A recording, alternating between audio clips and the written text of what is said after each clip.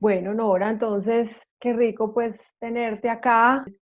Tú eres profesora de la Universidad San Buenaventura, PhD, psicóloga clínica, y nos vas a hablar sobre el impacto de la salud mental en este confinamiento, ¿cierto? Y sobre todas las estrategias que las personas han ido desarrollando además. Bueno, tú me preguntabas como qué es lo que más se ha manifestado y habíamos planteado, pues sí, la importancia de hablar de los síntomas. Hay Ujú. uno que siempre se ha reflejado en las investigaciones y es el nivel de ansiedad, ¿sí? Sobre todo que cuando tenemos un nivel de ansiedad muy elevado, pues este componente de ansiedad, si bien es normal y adaptativo en algunas condiciones, cuando es muy desbordante, va a dificultar los procesos de adaptación, porque estamos anticipando demasiado y de manera exagerada el peligro. Tenemos una valoración del peligro y una percepción de la amenaza más intensa, más pronunciada. Y esto nos genera muchas dificultades en interpretar la realidad y ver que sí se puede hacer algo, porque maximizamos la problemática, tenemos una percepción o estamos muy hipervigilantes a la condición de amenaza, pero no generamos las estrategias. Aquí vamos a insistir mucho en ello. Estamos viviendo condiciones, pero hay mucho que hacer. Nos podemos generar, nos podemos proteger y hay muchas estrategias también en el ámbito interpersonal que podemos habilitar. Bueno, y dentro de los aspectos que también se han citado significativos, pues tenemos que las personas están teniendo mayores dificultades en dormir, ese casi que se presenta con una de las sintomatologías más elevadas, en un Ujú. porcentaje muy elevado. Miren, un 67%, no voy a dar los resultados de las 230 más o menos personas que va a hacer la muestra, sino de un estudio preliminar que hicimos con 30 primeras personas de confinamiento. En ellas el estado de ánimo negativo se representaba en un 71% de las personas de ese 30% de esa muestra que hicimos como piloto y seguida por la alteración del sueño que tenía un 67%.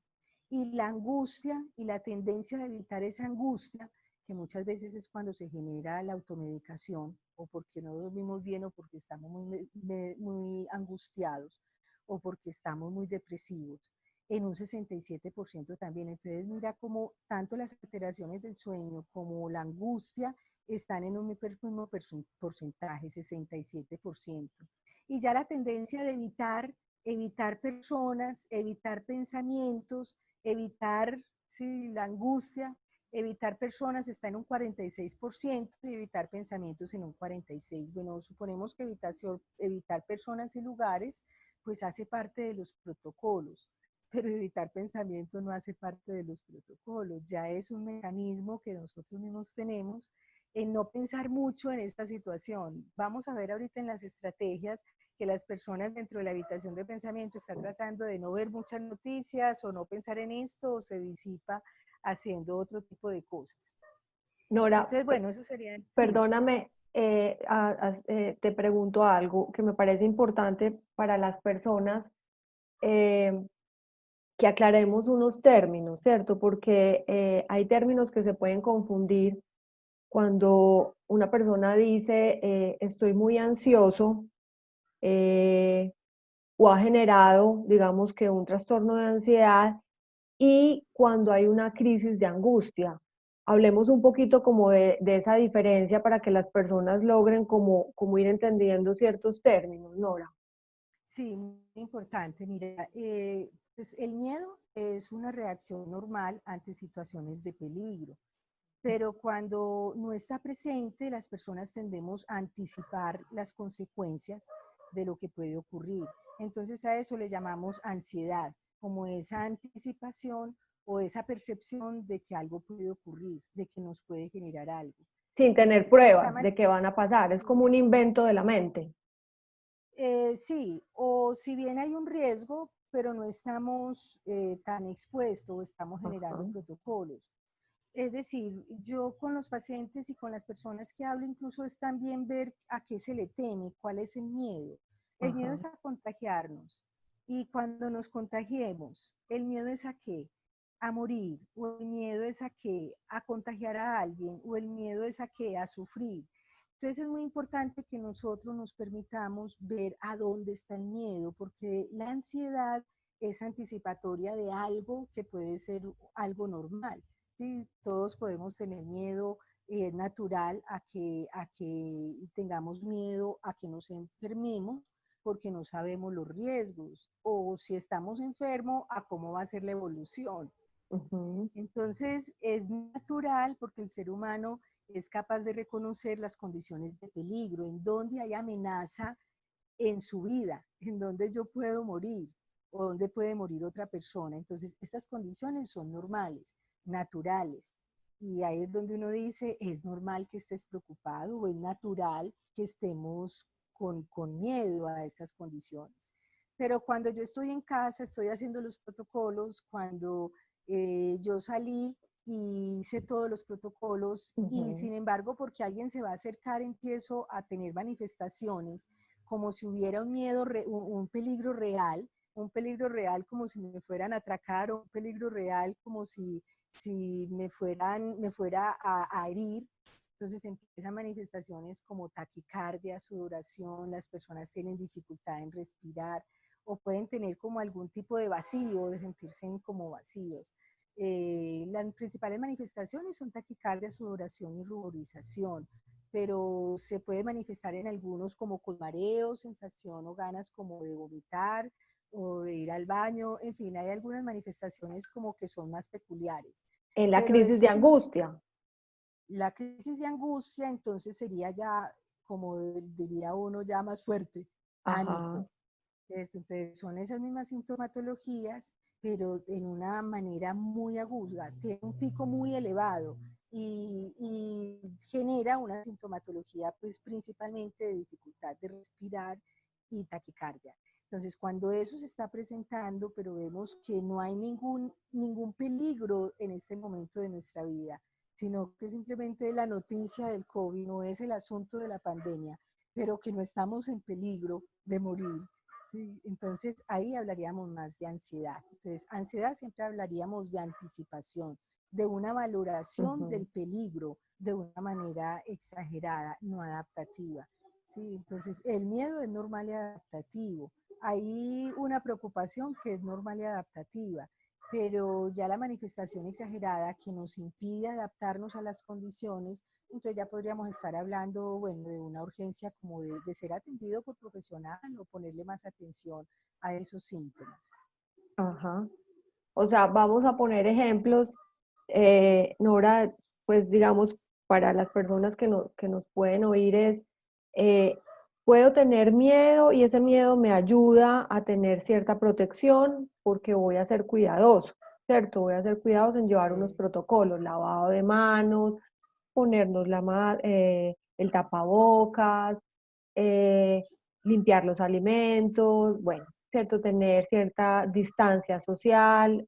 Digamos que esos y otros pueden ser protocolos y el miedo nos va a ayudar a, digamos, como a estar alerta ante eso, lo que te estás diciendo es importante, o sea, es normal que lo tengamos y eso nos va a ayudar a protegernos, ¿cierto?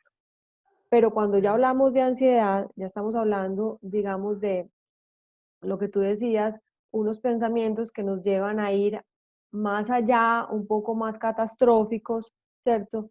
De que si alguien entonces me está mirando o alguien se me está acercando, yo puedo empezar, digámoslo así, con cierta taquicardia y a pensar que ya se me va a acercar y me va a dar, eh, pues, o me va a contagiar, ¿cierto? Y si hablamos de una crisis de angustias, porque ya es algo mucho más elevado, donde ya pues también hay unas manifestaciones no solamente desde el pensamiento, de pensamientos muy catastróficos, sino que también, digamos que el cuerpo empieza a reaccionar, ¿cierto? Dificultad para respirar, sudoración, mareo, taquicardia, ¿cierto? sí. Exacto, claro, sobre todo que ahí nombraste aspectos que son adaptativos y fuiste dándole a una idea y también son los trastornos obsesivos compulsivos, porque como Ajá, estamos invitando a la limpieza, Ujú. Me acuerdo de una paciente que tuve hace muchos años que su problema era desinfectar basuras, lavaba las basuras y siempre que las sacaba estaba muy pendiente de quién se arrimaba y echaba pues desinfectantes. En ese antes era posiblemente desadaptativo porque no había pues tanto riesgo, aunque siempre el riesgo de ella era que pudiera contaminar algún indigente que se aproximara a la basura. Y mira que hacen parte de las recomendaciones actuales cuando sacamos basura. Se nos está diciendo, saque la basura y échele hipocloruro. Entonces, mira que son aspectos que en un momento dado pueden ser pautas exageradas, pero adaptativas. Tú decías ahora, lavar muy bien los alimentos, hace parte de los protocolos. Pero también hacerlo de una manera exagerada, pues también vemos que son rituales por un parte adaptativos por esta situación. En estos días también hablaba con una persona que es infectóloga y trabaja en uno de los centros de salud, pues donde están recibiendo pacientes y me hablaba de su excesiva preocupación también, obviamente, de manera natural, por tener todo y dar las instrucciones muy claramente. Y me decía que se le había exagerado pues esa necesidad de control en todo, incluso cuando iba a su casa o predecir quién se iba a quedar con su hijo y qué persona y qué protocolos hacía su hijo. Y se mostraba muy angustiada. Y dentro de las pautas que hay que dar es que todo eso es adaptativo en este momento. ¿Sí? Tenemos que tener claridad de qué debemos hacer, pero sí hacerlo de una manera, pero no con ansiedad, de una manera sabiendo que lo tenemos que hacer. Lógico que si alguien va a estar en el cuidado de nuestros hijos mientras yo trabajo, pues tengo que estar muy alerta de que cumpla los protocolos. Entonces es mucha instrucción, claridad con lo que estamos haciendo, pero también estar serenos y saber que lo que estamos haciendo es adaptativo, pero le podemos quitar como esa carga de exageración a que sí va a ocurrir. De Ujú. todas maneras, es importante pensar en que y si va a ocurrir qué. ¿Sí? Es pensar, ¿y si nos da el COVID? ¿Sí? ¿Cómo vamos a actuar? Claro, te digo que dentro de los protocolos que yo tengo en mi casa y tengo advertido pues que cuando a alguien nos dé, ya sabemos en qué habitación debe estar, que es la habitación principal, la de nosotros, que tiene el baño, que tiene sus comodidades, tiene una posibilidad de mayor de aislamiento. Entonces es poder pensar en eso, ¿sí? Entonces es advertir la amenaza, prepararnos hacia eso y si ocurre, pues ya hemos pensado en eso, ¿sí? Ya hemos pensado en lo que puede ocurrir lo peor si nos estamos previniendo. En este momento estamos generando a nivel cultural pues también una cantidad de información frente a todo lo que podemos prevenir. Entonces, hagámoslo, pero como con calma, hagámoslo y sabemos convencidos de que estamos actuando bien y que podemos pensar en lo peor y prepararnos para lo peor. Eso merma mucho la ansiedad. Mira que se plantea que la preocupación en gran medida se mantiene porque no concretamos a qué es lo que le tememos, sino que mantenemos como una preocupación muy global. Es que estamos viviendo algo muy horrible. ¿Qué es lo horrible? Es que nos puede pasar algo. ¿Qué nos puede pasar? Llevar a las personas y nosotros mismos a concretar. Es que me puede dar, sí, y si te da qué. Es que me puede ocurrir esto, es que puede, ¿sí? Incluso, Caro, hasta todos tenemos que pensar incluso, y si morimos, ¿qué? ¿Sí? Poder tener ese tipo de pensamientos y A eso estar iba, Nora, preparados. porque hay personas que llegan cuando se hacen esas preguntas, ¿cierto?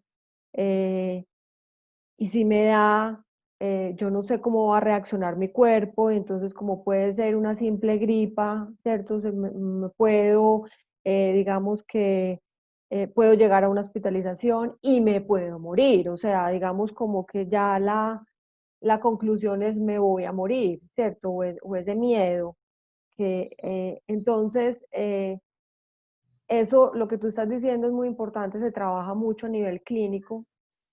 ¿Qué recomendaciones das para cuando una persona, o en estos casos, cuando una persona llega a ser tan fatalista, digamos, y dice, me puedo morir? ¿Qué recomendaciones das tú frente a esa idea?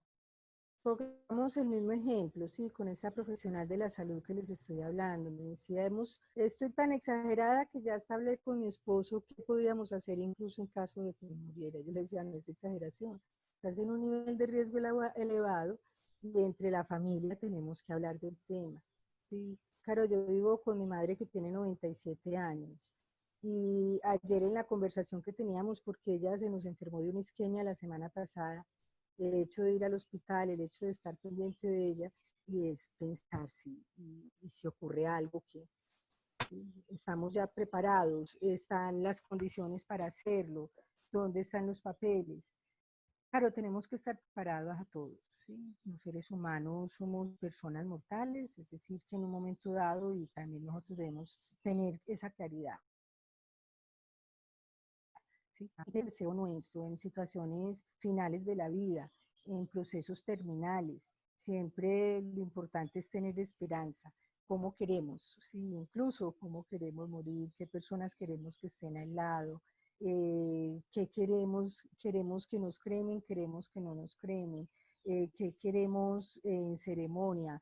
Todo esto, todo lo hablamos, pero en estas condiciones se puede poner como un tema normal. Bueno, ¿qué ocurre? Que se habla y ya se agota el tema, entonces ya uno se pone a hablar de otra cosa porque ya tocamos el asunto que nos da miedo y ya se explora y ya se habla de ello. Entonces, el hablarlo no es malo, el hablarlo lo que lleva es que agotemos y lleguemos hasta el punto final y nos dé la posibilidad de seguir diciendo, bueno, pero por ahora vamos bien, por ahora estamos haciendo los protocolos y estamos vivos y estamos muy saludables. Y en el momento que no los tenga, entonces también ver esas condiciones de lo que yo quiero. Si no quiero que me visiten o en realidad en estos momentos las mayores afecciones se están dando con los duelos, ¿cierto? En que las personas no se están pudiendo acompañar, todo lo que vemos a nivel mundial de esos duelos patológicos que se pueden generar. Claro, por ejemplo, si no podemos acompañar a las personas, ¿qué se nos ocurrirá? Ahora se está retomando mucho como también videos o por Zoom o por estas plataformas, acompañar a las personas cuando se están en el velorio. Entonces es también visualizar todo lo que se está haciendo y lo que tenemos que hacer y nosotros mismos lo que podríamos hacer en caso tal. Nora, tú dices algo muy importante, ¿cierto? Y es el poder hablar, y el poder hablar incluso eh, pues de la muerte, que es un tema que nuestro, digamos, nuestra cultura es un tema pues casi que prohibido, ¿cierto? Entonces, no, no hablemos de eso, no hablemos de eso. Entonces, tú una de las recomendaciones es hablemos de los miedos, hablemos de las preocupaciones, que al hablar, al expresar, disminuye los niveles de ansiedad, ¿cierto? Produce un desahogo, Sí, Caro, pero mira, volvamos. Sí. al mismo tiempo puede pasar que en unas personas, digamos como en algunas poblaciones o en algunas personas con algunas características, puede pasar que el simple hecho de desahogarse les ayude, ¿cierto? Pero hay personas, digamos, que pueden ir generando y han ido generando unas características de un trastorno de ansiedad porque eh, son muy catastróficas, se van mucho hacia el futuro de manera negativa, ¿cierto? Se anticipan mucho de manera catastrófica, pero puede pasar que entonces ese pensamiento específico, por ejemplo, de la muerte, no, digamos, no concluye, sigue, ¿cierto? Entonces puede llevarla también a una depresión. ¿Cómo, Claro, sí, miren. cómo manejar esto cuando un pensamiento que está siendo negativo es constante, constante, constante? ¿Qué sugerencias das tú eh, frente a esto? De cómo hay algunas técnicas, ¿cierto? Pero sería chévere cómo hablarlas de, hay pensamientos que son intrusivos, que son negativos y que están ahí, ¿cierto? Cómo aprender también a que las personas sepan que hay posibilidades de aprender a detener unos pensamientos que nos hacen daño, que son negativos.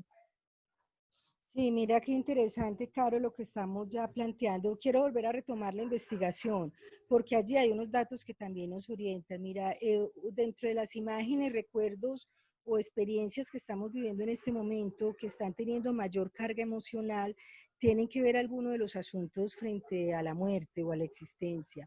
La mayoría de las personas, un 50%, estamos teniendo como representativo de imágenes que generan mucha carga emocional, las imágenes que tienen que ver con esos países donde muestran personas que mueren o en los ataúdes. Entonces, las imágenes como las que tenemos de Ecuador, de Italia, de Estados Unidos, de España, entre otros, se consideran como experiencias que generan mucha carga emocional. Mira que nos llevan a que nosotros también pensemos en nuestras condiciones y en nuestros riesgos. Otro de los aspectos que genera mucho es cuando yo hago los protocolos y salgo de casa y vuelvo a casa, cuando alguien se me acerca, aparece un miedo significativo porque es a que me contagie. Y dentro de los aspectos que también generan mucha angustia es el tener el miedo a contagiarme y contagiar a un familiar. Todo esto que te estoy diciendo está en un porcentaje del 20%. Las imágenes de muerte en un 50% de la población, pero el miedo a contagiarme o contagiar a un familiar el 20%. Bueno, entonces, ¿el miedo es a qué? Sí, miedo a enfermarnos, pero también a morir. El miedo a morir representa también un asunto frente a la existencia, ¿sí? El cómo, el en qué condiciones, y frente a esto, como les digo, siempre es importante plantear en los pacientes y en la población la esperanza, ¿sí? La esperanza de que voy a estar muy bien asistido, la esperanza de que voy a tener mucho acompañamiento, de que van a estar muy pendientes de mí. Los índices de muerte son muy bajitos, entonces hay una alta probabilidad de que si yo me contagie, incluso pongamos lo peor, que me contagie, que tenga alguna comorbilidad con una problemática. Ujú. Eh, no es lo mismo cuando empezó el COVID, el confinamiento y todas las estrategias para enfrentarlo en el medio de salud a como estamos ahora. Si las experiencias de otros países ha favorecido que también nuestros centros de salud tengan mejores condiciones. En Colombia la prevalencia es muy bajita.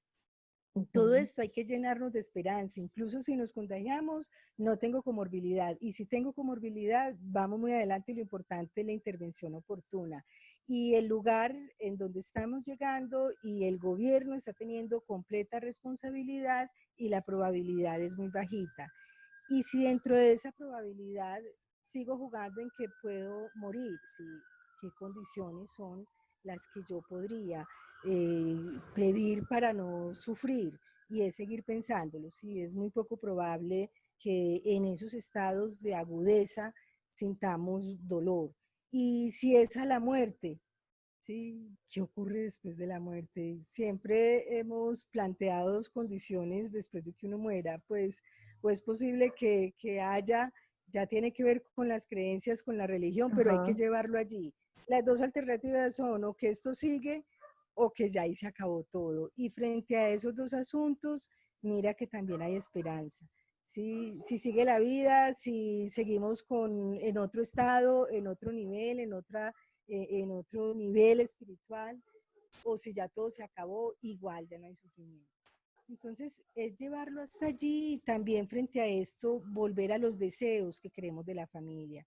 Que deseamos que la familia no sufra, que la familia entienda que yo los voy a seguir acompañando, que si a mí me ocurre, lo importante es que ustedes sigan bien. Entonces, mira cómo este asunto de la esperanza es volverlo a llevar, incluso si yo muero, si uno muere, lo que desea es que los familiares sigan adelante y posiblemente hay condiciones que tengamos que referir y decimos, bueno, pero yo tengo esta platica o yo no he informado a mi familia de esto que tengo o la deuda o este problema, y es cuando advertimos también la necesidad de hablar, con la familia en caso de que yo muera, en caso de que yo falte.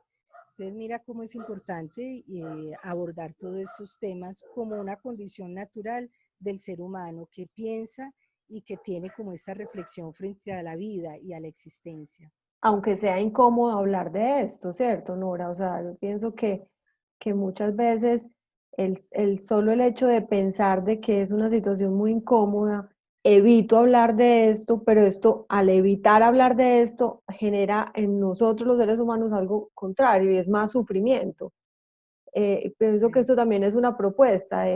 Cuando usted puede hablar de sus sentimientos, aunque sea incómodo, porque puede serlo incómodo, porque no es un tema que posiblemente me haga reír, aunque algunas familias manejan mucho humor, entonces esto también puede ayudar. Bueno, reámonos de esto, Sí. pero puede que otros no, ¿cierto? Y se pongan más tristes, pero el hecho de hablar, aunque haya tristeza y haya incomodidad, es importante, ¿cierto? Sí, genera desahogo. Uno habla del tema y siempre la experiencia cuando lo vemos en terapia, incluso cuando hay duelos, cuando ya la persona ha muerto y acompañamos a las personas a hablar de lo que nos angustia. Muchos refieren estará sufriendo o estará bien y la mayoría de las personas decimos tiene que estar mejor, estaba sufriendo mucho. Entonces mira que siempre hay ese asunto de esperanza y de tranquilidad. No, tenemos que hablarlo, tenemos que hablarlo. Hay estrategias, tú también decías, hay estrategias cuando las Ajá, personas ya estamos como con esa dificultad para retomar el tema, pero en general lo que vemos es cuando se aborda y se habla el tema, se da tranquilidad. Por eso, dentro de las estrategias de la preocupación, que siempre lo manejamos de manera global, estamos muy ujú, angustiados de que siempre es llevarlo, llevarlo hasta que podamos concretar cuál es el miedo, cuál es el temor. ajá.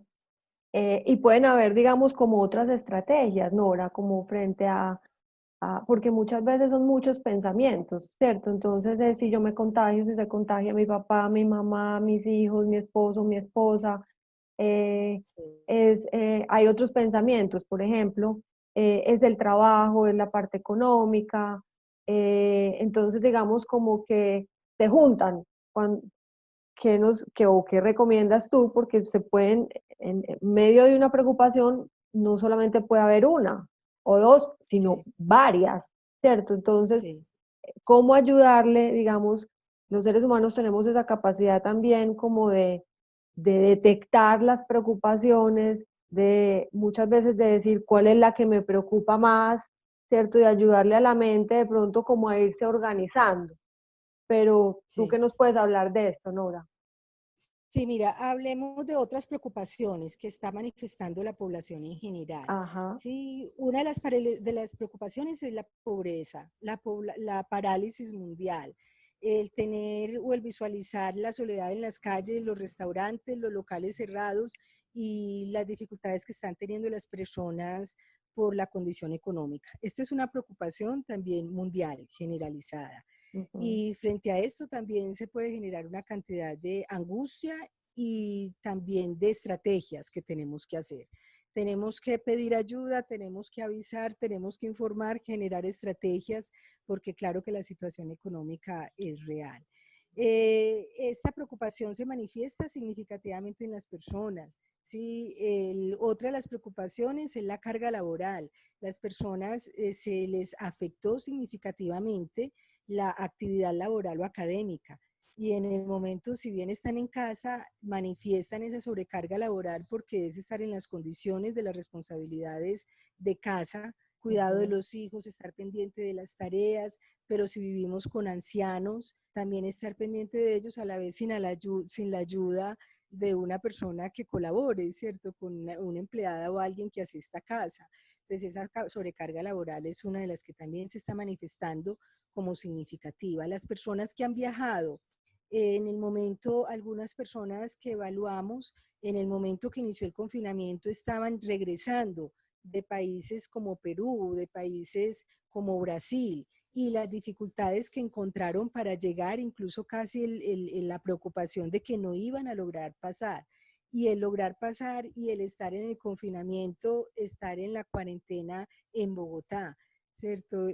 Todos ellos han vivido muchas condiciones. Evalué a otras personas que se quedaron por fuera, ¿sí? Personas en Inglaterra, en España, que están allá y tienen que esperar a que nuevamente se dé la oportunidad de los viajes internacionales, pero mientras tanto, el estar distanciados de la familia y el estar en estas condiciones pues tan difíciles. Hay otros aspectos que tienen que ver con situaciones laborales que son muy críticas, personas que les han dado licencia no remuneradas o Ujú. personas que los han echado del trabajo, ya se quedaron sin trabajo. Hemos tenido también un porcentaje dentro de los que evaluamos. Y bueno, hay otros que son de menor nivel, pero también la discriminación hacia el personal de salud genera mucha irritabilidad y mucha angustia en general.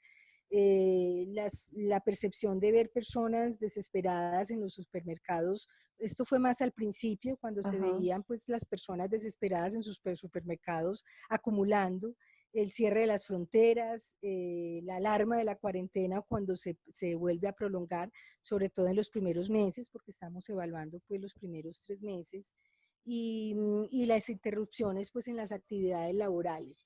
Dentro de las estrategias que estamos utilizando en general las personas, hay una que se plantea mucho y es una recomendación generalizada y es tratar de seguir la rutina lo más parecido a como a cuando no había el confinamiento. Me levantaba a tal hora, hacía ejercicios, el trabajo o el estudio, pues con nuestros hijos que están estudiando en colegio, en universidades, pues se ha aproximado mucho esa rutina. Ellos se levantan temprano y hacen sus actividades. Ujú. Los que seguimos en trabajo y en teletrabajo nos podemos aproximar mucho de esto. Bueno, las personas que están tratando también dentro de sus estrategias, los ejercicios. Si vieras que el 45% de las personas que evaluamos dentro de las estrategias que están implementando está hacer ejercicios y salir a caminar. Ujú. Eh, el control de la información lo están haciendo un 30% de las personas. No ver noticias o ver noticieros principales, pero igual con las redes sociales. Ya tanto video que se enviaba antes, ya no se abren tantos. El cocinar, el hacer receta, el orar, el rezar, series de televisión, entretenimientos de películas, todo esto son cosas que se están haciendo mucho a nivel individual. Miremos a nivel interpersonal qué se está haciendo. Contacto con la familia y los juegos, un 41%. Estamos promoviendo juegos en las familias, horas de juego. Contacto familiar y social virtual.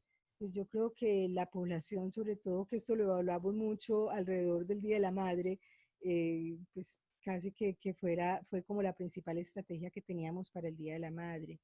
Y estancia en confinamiento en fincas. Muchas personas se fueron a pasar su confinamiento en sus fincas recreativas y la están pasando bien. Algunos ya con la limitación de no hemos podido volver y como que esto agobia porque ya van pasando, ya vamos en el tercer mes. Pero bueno, esto también ha sido una de las estrategias que las personas evalúan muy positivo. Estamos aquí, estamos tranquilos y la estamos pasando muy bien en la finca o en la casa pues del pueblo. Bueno, y a nivel de comunidad, eh, pues se está haciendo mucho el chequear en los cumplimientos, los protocolos, las noticias alentadoras y solidarias. Yo diría que esto el gobierno lo tiene que tomar en cuenta.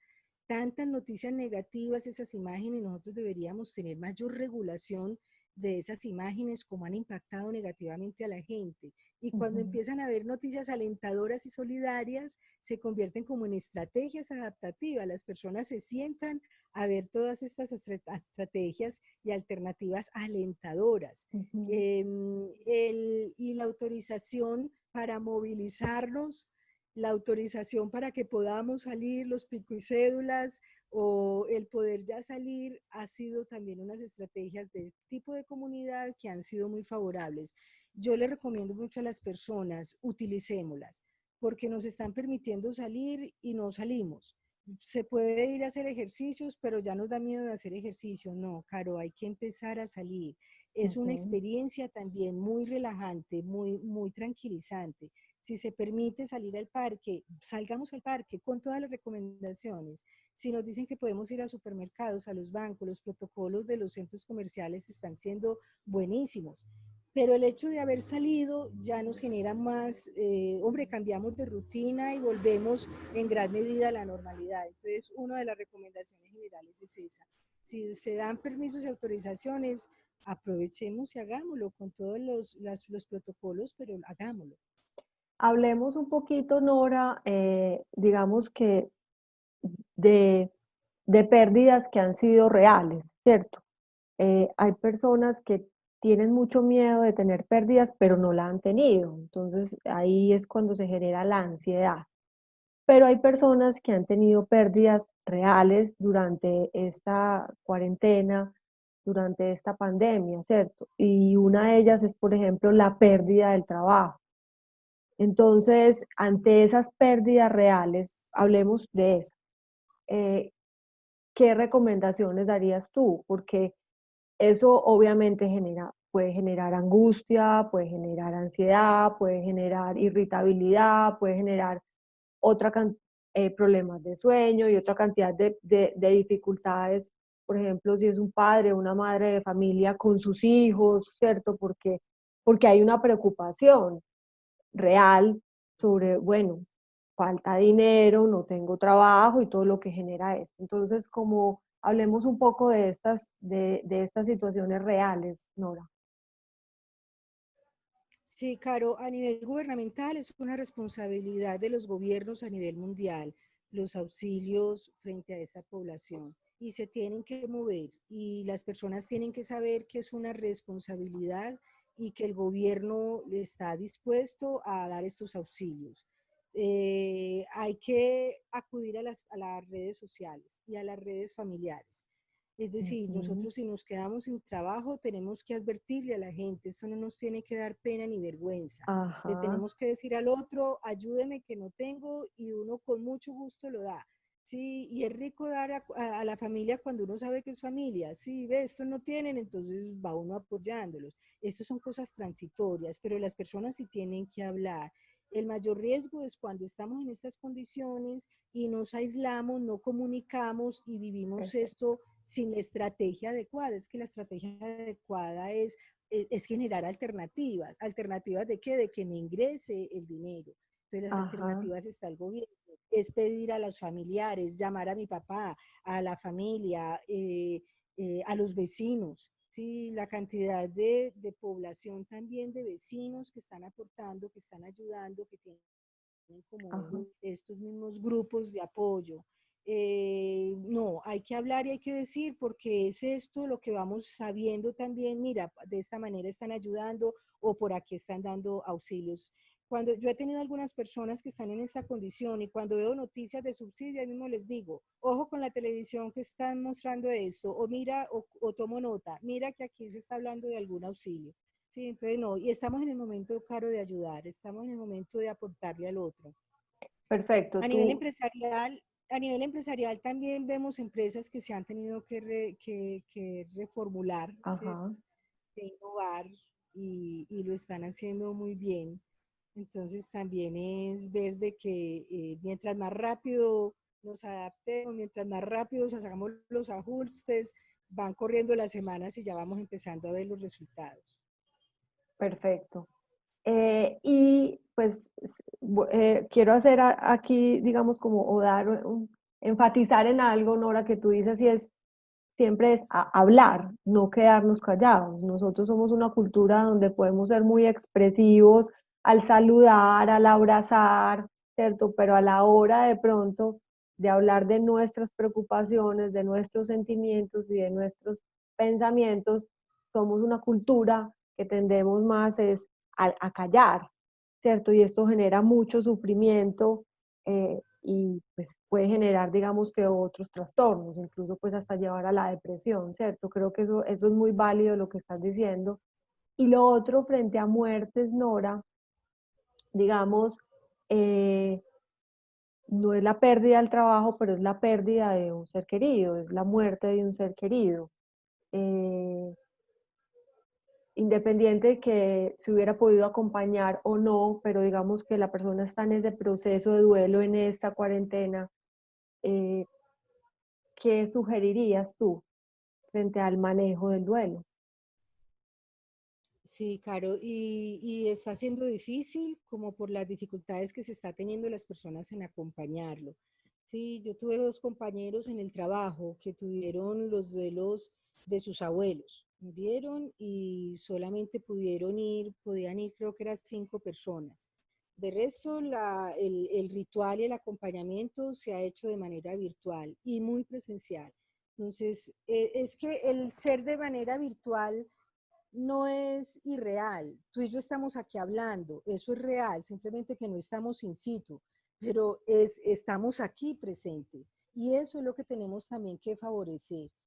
Puede ser que no estemos, pero hay que hacer la videollamada, hay que estar con estas tecnologías, es estar presente. ¿Sí? No estamos Ajá. in situ, pero estamos presentes, porque hay que acompañar, hay que estar, hay que dar la llamada, la familia que está viviendo esto, tenemos que entrar a decirles que los hemos pensado mucho, que entendemos su condición, que también nos duele, ¿cierto? Y si tenemos que llorar, lloramos un poquito, pero claro, es el acompañamiento, la posibilidad de hacer el ritual, la posibilidad de hablar con la persona, ¿sí? De hablar con quien murió, de expresarle las cosas, ¿sí? Es todo lo que también se recomienda avanzar en el duelo. Si necesitamos escribirle, hacerle la carta, si tenemos necesidad de hacer algún rito de despedida, salir, ir a la iglesia o salir, ir al lugar donde nos encontrábamos con la persona, llevar unas flores o simplemente tomarme un café en el último lugar donde compartimos. Todas estas experiencias se recomiendan mucho en la terapia de elaboración del duelo y mira que tiene que ver con el reexperimentar, volver a vivir y que se vaya reactivando la emoción y que nos dé esa posibilidad también de manifestar, ¿sí? De llorar, de pegarnos una desahogada. El llanto tiene un componente muy Ujú. significativo. El llanto y la lágrima tienen una gran carga de dopamina, se ha evidenciado en los estudios. Y el llorar está generando en nosotros mismos esa posibilidad de nosotros generar dopaminas para estar más calmados. Por eso siempre que Ujú. lloramos decimos, ay, qué desahogo. Me pegué una desahogada deliciosa. ¿Hace cuánto no lloraba o necesitaba llorarlo? No he podido llorarlo. Entonces tenemos que generar también todas estas pautas. Sí, ha sido difícil ese no acompañar, pero tenemos que saber que no se puede hacer. No podemos decir que es lo ideal y por eso entonces nos vamos a confinar. No, hay Ajá. que ir de manera virtual, hay que ir a acompañar a las personas, hay que llevar el mensaje. Ajá. Nora, al principio te preguntaba como cuando hay personas que tienen y expresan y dicen tener muchas preocupaciones, ¿cierto? Perdí el trabajo, pero también hay un familiar enfermo, o sea, y puede pasar que muchas veces, digamos, como que se juntan muchas cosas en la vida de una persona, puede suceder, ¿cierto? Eh, los hijos en la casa no ha sido fácil, digamos, bueno, como que se juntan varias problemáticas para una persona, eh, cómo acompañar y qué estrategias puede generar, digamos, como para Sí, ir manejando la claro. situación. Y no sé Dime. por qué no lo hemos dicho, está la psicoterapia virtual, ¿cierto? O sea, nosotros tenemos que pedir ayuda. Los psicólogos estamos trabajando de manera virtual, estamos dando consultas virtuales. Claro, sobre todo al principio, ese primer mes que evaluamos es muy distinto al segundo mes y ahora como estamos viviendo el tercer mes. En el Ujú. tercer mes estamos más oxigenados y las personas ya están como haciendo muchas cosas. Ajá. Pero ese primer mes está cargado de insomnio, de alteración del sueño, de irritabilidad, de dificultades, de problemas intrafamiliares, de las peleas con los familiares, del estrés, el agobio que se estaba manifestando. Ahora no tanto porque ya nos vamos adaptando. Importantísimo el acompañamiento psicológico, Ujú. importantísimo ese acompañamiento con otros, los grupos sociales, familiares, el poder hablar, el poder reunirnos en las familias y decir de manera virtual o con las amigas de manera virtual, y decir estoy muy estresada, estoy muy cargada. Yo les cuento que yo al principio, muy iniciando, que tuve toda esta sobrecarga, por correr a una reunión que teníamos de un comité de la Universidad de Investigaciones a las 9 de la mañana, por correr arreglando a mi mamá, se me cayó una mamá de 97 años. Yo lo que hice fue colgar, después de auxiliarle, llamar a EMI, asistencia, pues para que llamé a la universidad y dije, necesito licencia no remunerada, no voy a ser capaz. Es Mm. decir, no puedo estar de como cuidadora de una anciana, con los hijos en casa, haciendo comida, arreglando eso, no doy porque la voy a, voy a poner en riesgo todo. Pues claro, te digo que no me la dieron. La directora del programa, la decana, me dijo, tómense su tiempo, si no puede ir a algún comité, no va porque todos nos estamos adaptando. ¿Qué es eso? Apoyo profesional, apoyo del jefe. Eso lo necesitamos, el que nos diga, si no puedes estar tranquilo, es que estamos en crisis todos. Date tu tiempo, pero no te voy a dar licencia no remunerada. Ya miraremos y atiende lo básico. Y ahí Mira, dices yo una hablo de esto y cosa, todavía, yo hablo de esto y todavía me angustio recordando ese momento. Y claro, claro, todos lo vivimos, todos tenemos esos momentos de pero angustia y de... ahí estás diciendo algo que es muy importante y es, nadie adivina nuestras necesidades o nuestras angustias o nuestras limitaciones, ¿cierto?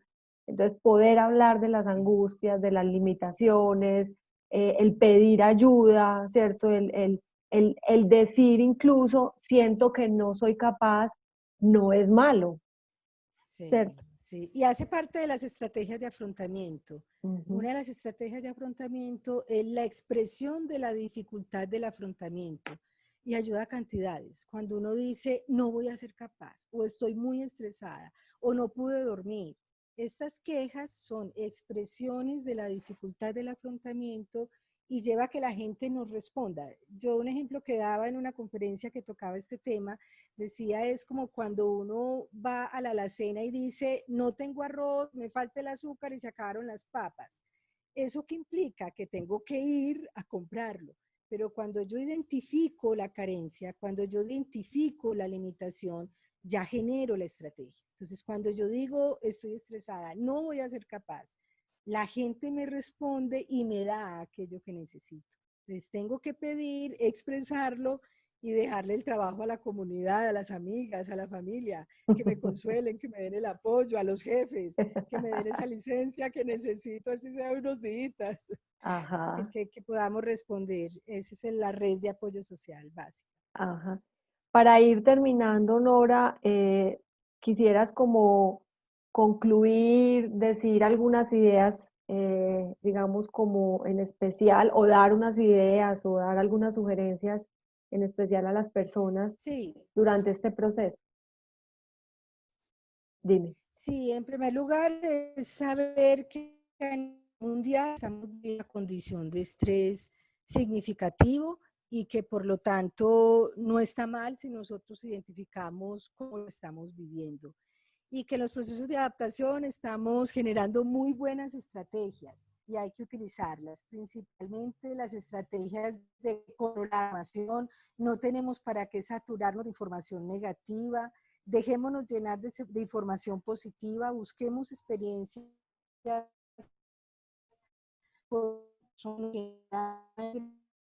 acciones educacionales con amigos y tratar al máximo de seguir nuestra ruta.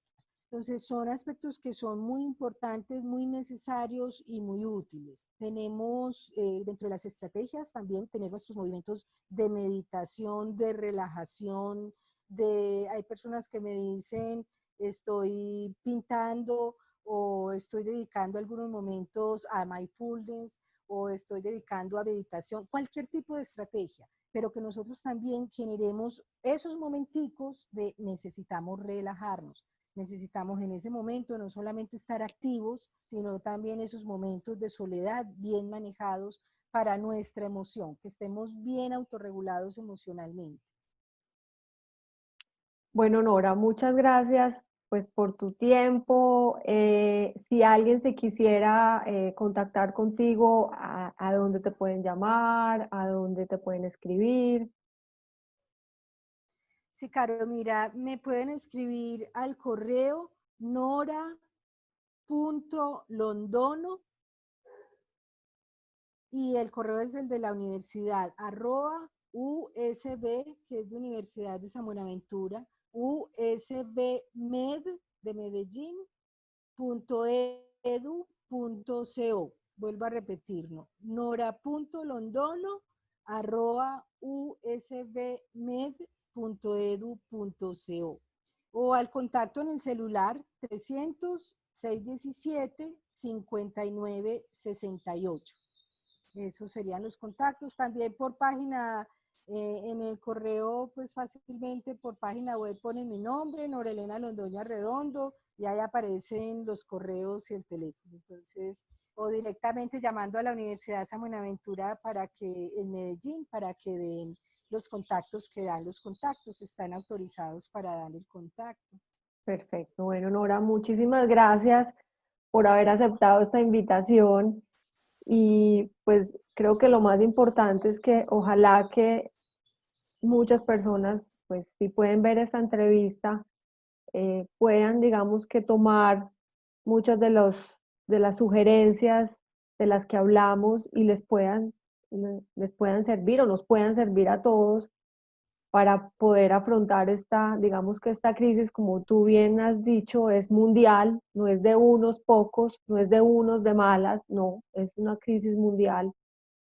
Y qué bueno, pues, como haber hablado de esa posibilidad que tiene el ser humano de buscar estrategias, aunque sea difícil, pero poderlas buscar, poderlas encontrar, ¿cierto? Y poder adaptarse a momentos difíciles de la vida.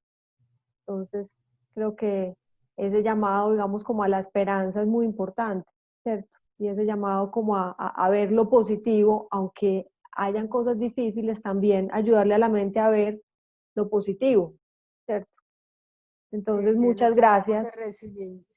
Ujú. Claro que sí, Es Nora. lo que hablamos de resiliencia, sí, sí, claro. Bueno, es lo que hablamos de resiliencia, estos momentos de adversidad siempre nos ponen más fuerte. Bueno, Caro, muchísimas gracias a ti por tu iniciativa. Aplaudo pues esta idea que tuviste y muchísimas gracias por haberme contactado y seguimos muy integradas tú y yo. Claro que sí. Muchas gracias, Nora, que estés muy bien. Pero hasta Chao. luego. Hasta luego. Chao.